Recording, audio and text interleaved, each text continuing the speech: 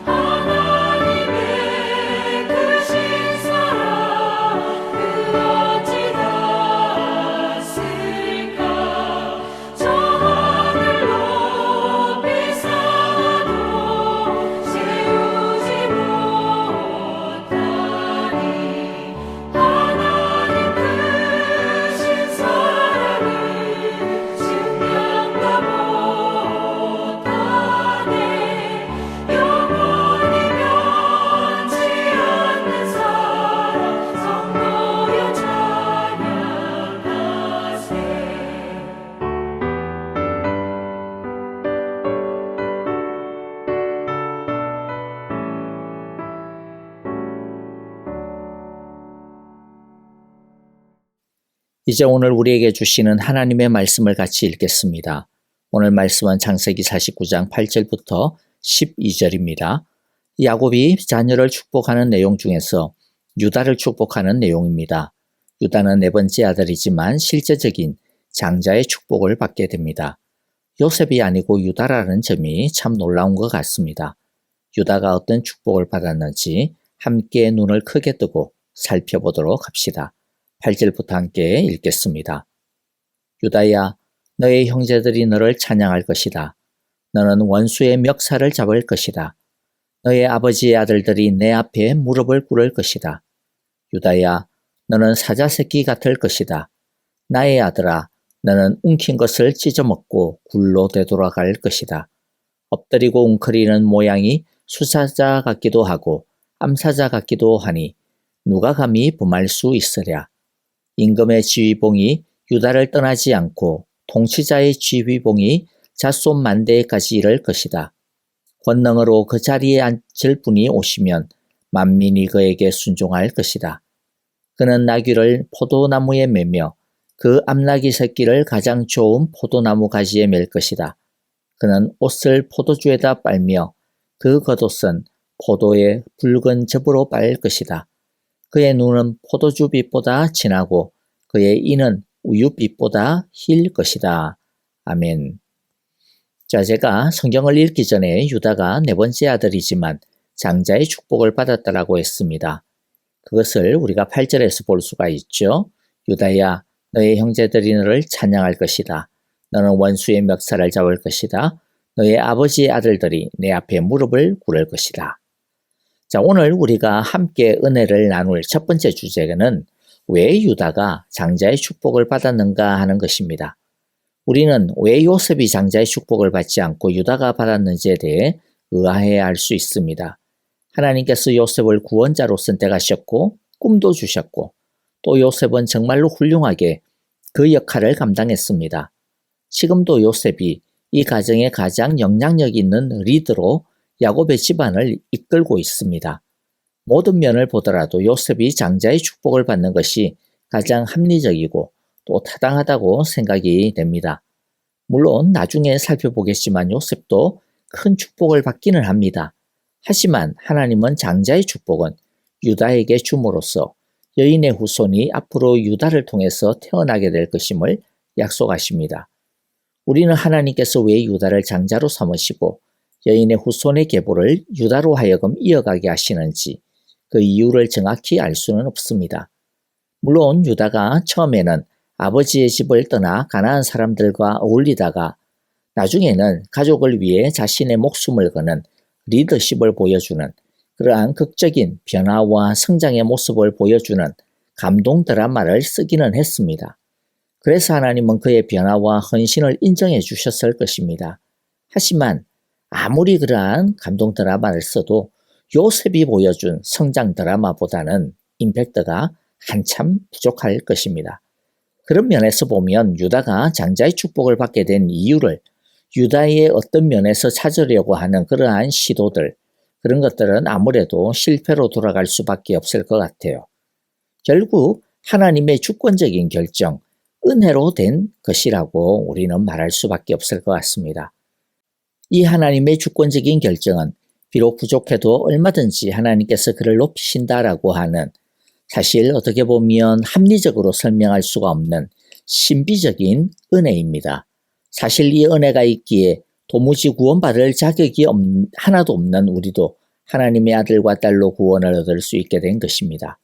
하나님의 은혜는 우리의 부족함과 모자람을 관통하여 하나님의 축복을 우리에게 가져다 주십니다. 유다는 이 축복을 받고 어떤 기분이 들었을까요? 아마도 이런 기분이 아니었을까 싶습니다. 내가 왜?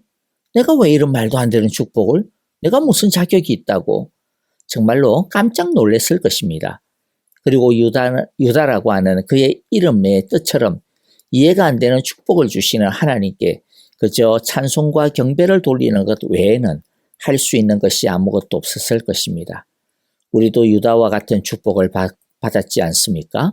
자격이 없는데도 불구하고 하나님께서 우리를 영원 전부터 구원하시기로 작정하셨소. 우리를 하나님의 자녀가 되게 하셨고 하나님 나라의 상속자가 되게 해주셨습니다. 우리의 자격은 없습니다. 오로지 하나님의 주권적인 뜻에 의한 것입니다. 오로지 하나님의 은혜 때문입니다. 우리가 알 수 있는 것도 오직 하나입니다. 유다처럼 오직 하나님의 그 설명할 수 없는 신비한 사랑을 찬양할 뿐입니다.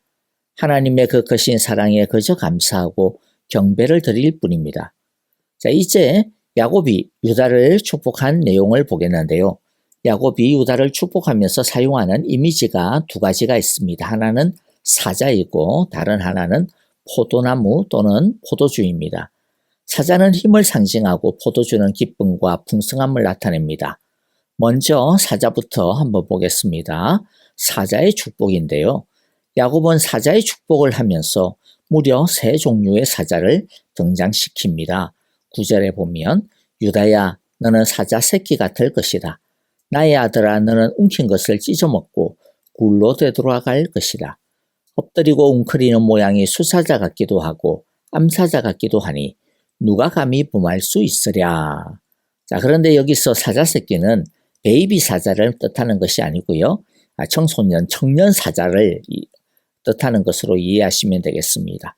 젊고 패기가 넘치는 상징입니다. 사자가 의미하는 바는 유다의 힘과 정복력을 뜻합니다. 그런데 좀 이따가 보겠지만 이것은 유다와 그 후손을 뜻하는 것이 아니고요. 어떤 한 인물을 가리킨다는 것을 보게 될 것입니다. 바로 유다의 후손인 예수님입니다. 그래서 찬양의 가사 중에 그런 가사 있죠. 유다의 사자 위엄찬 선포, 먼저 이렇게 찬송의 가사가 있는데요. 자, 그 가사에 나오는 바로 그 내용, 유다의 사자, 뜬금없이 나온 게 아니고 그것이 바로 이 구절에서 이제 인용한 것이죠. 예수님의 왕적인 위엄과 권세와 권능, 그의 힘을 가리키는 말입니다. 예수님을 상징하는 또 다른 동물이 하나가 있죠. 어린 양입니다. 우리를 위한 속죄와 화목제물이 되셔서 우리의 구원자가 되시는 것을 뜻합니다. 그런데 예수님은 어린 양이 동시에 또 위엄찬 사자라고 하는 것도 같이 알아두시면 좋겠습니다. 예수님은 어린 양, 즉 우리의 구원자 그리스도인 동시에 예수님은 사자, 즉 우리의 왕, 주가 되십니다. 그 다음으로 사용한 상징이 무엇이라고요? 바로 포도나무, 포도입니다. 야곱은 유다에게 포도주의 축복을 또 선사합니다. 11절입니다. 그는 나귀를 포도나무에 매며 그 암나귀 새끼를 가장 좋은 포도나무 가지에 맬 것이다. 그는 옷을 포도주에다 빨며 그 겉옷은 포도의 붉은 즙으로 빨 것이다. 그의 눈은 포도주빛보다 진하고 그의 이는 우유빛보다 힐 것이다. 11절에 보면 희한한 표현이 하나 나오죠. 그 암나귀 새끼를 가장 좋은 포도나무 가지에 맬 것이다. 왜 암나귀 새끼를 가장 좋은 포도나무 가지에 맬까요? 사실 그러다가는 쉽게 나무가 찢기거나 꺾어지거나 그렇게 되어질 위험성이 있습니다. 그러면 엄청난 손해죠. 자, 그런데 이렇게 엄청난 손해가 될 수도 있는데도 불구하고 왜 그러면 암나귀 새끼를 가장 좋은 포도나무 가지에 맬까요? 왜냐하면 가장 좋은 포도나무밖에 없기 때문입니다. 그냥 지천으로 이 좋은 포도나무가 깔려있기 때문입니다. 사방에 깔린 게 포도나무밖에 없고 그런데 그 모든 포도나무 하나하나가 다 최상급 포도나무라는 것이죠. 그리고 포도가 너무 흔하기 때문에 옷을 포도주에 빨고 겉옷은 포도즙으로 빤다고 말하고 있는 겁니다. 마찬가지 표현입니다. 넘쳐나는 것입니다. 자, 요새도 좋은 와인너리를 가지고 있는 것은요, 엄청난 큰 재산입니다. 근데 당시에는 더할 나이가 없습니다. 그 당시에는 포도주는 생활의 기본입니다. 생활을 기쁘게 하고 지친 마음을 위로하며 새 힘을 주는 포도주는 기쁨의 상징이었습니다. 그러므로 이런 포도가 무한정으로 있다라고 하는 것은 무한정한 기쁨과 무한정한 풍성한 삶을 누린다는 것을 뜻합니다. 그런데 진짜 축복은 따로 있습니다. 네 번째 축복은 바로 왕의 축복인데요. 사자의 축복, 포도주의 축복을 가져오시는 분이 있습니다. 이 축복의 진짜 주인공이 따로 있다라는 말입니다. 유다가 받는 진짜 축복은 바로 사자와 포도주의 축복을 가지고 올 미래의 어떤 후손 왕입니다. 10절에 보니까 임금의 지휘봉이 유다를 떠나지 않고 통치자의 지휘봉이 자손 만대까지 이를 것이다. 권능으로 그 자리에 앉을 분이 오시면 만민이 그에게 순종할 것이다. 이 모든 축복은 어떤 한 사람에게 집중됩니다. 그는 왕이시고 통치자입니다. 그는 권능으로 오실 분입니다. 권능으로 오실 분을 히브리어 원어에서 찾아보면 실로라고 부릅니다. 그런데 이분이 바로 하나님께서 아담에게 약속하셨던 바로 그 여인의 후손입니다. 그가 누굽니까? 예수님입니다. 유다 지파에서 왕의 자격을 가지고 오실 분이 그 백성을 강한 힘으로 붙잡으시며 그들에게 풍성한 포도주와 우유를 한없이 공급하실 것입니다. 이 왕은 사자와 같은 힘으로 그 원수를 찢고 완전한 승리를 가져오게 하실 분입니다. 예수님은 자신이 붙잡은 자에게 최상의 포도주를 제공하십니다. 즉 최고의 기쁨과 풍성함을 주신다라는 것이죠. 야곱이 유다에게 준 사자와 포도주의 축복은 그리스도께서 자기 백성을 얼마나 충실하게 보호하시며 얼마나 부유하게 하실 것인지를 보여주는 약속입니다. 말씀을 마무리하겠습니다. 야곱이 유다를 통해서 약속된 구원자가 오시리라고 축복한 것은 그나 그의 후손들이 무슨 선한 일을 했기 때문이 아닙니다. 오직 하나님께서 은혜로 선택하시고 세워주셨기 때문입니다. 이 은혜는 축복인 동시에 또한 부담이요 책임이 됩니다. 하나님의 은혜를 받은 사람은 자기 마음대로 살면 안 됩니다.